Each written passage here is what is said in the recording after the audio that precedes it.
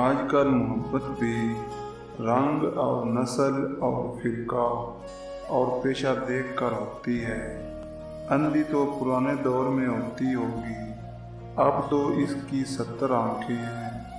کچھ تعلق کتنے کمزور ہوتے ہیں، ذرا سی غلطی اور ذرا سی رنجش سے ختم کر دیتی ہیں، اور ہم حیران پریشان دیکھتے ہی رہ جاتے ہیں کہ ہم غلط تھے یا تعلق۔ اپنے ہم سفر سے اپنے جیسا ہونے کی توقع مت رکھو، کیونکہ تم کسی کا سیدھا ہاتھ اپنے سیدھے ہاتھ میں پکڑ کر نہیں چل سکتے۔ مخلص اور اچھے دوست پھولوں کی طرح ہوتے ہیں، اگر ہم انہیں اپنی محبت کا پانی دیتے رہیں تو سرسبز و شاداب رہتے ہیں اور ہمیں اپنی خوشبو پہنچاتے رہتے ہیں۔ اگر ہم ان سے غافل ہو جائیں تو مرجھا جاتے ہیں۔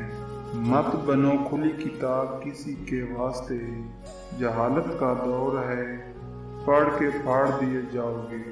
ہر ایک کی سنو اور ہر ایک سے سیکھو، کیونکہ ہر کوئی سب کچھ نہیں جانتا، لیکن ہر ایک کچھ نہ کچھ ضرور جانتا ہے۔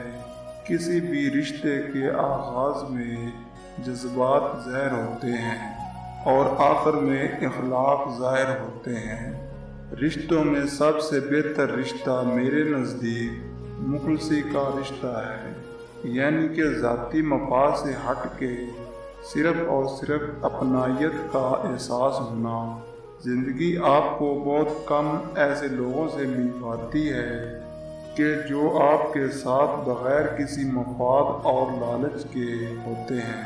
عورت کو چاہیے جب شوہر قریب آئے تو 2 کام فوراً کر لے تاکہ شوہر قدر کرنا نہ چھوڑے۔ مسکراہٹ منہ پر سجا لے، اللہ کا شکر ادا کرے تاکہ اللہ برکت ڈالے۔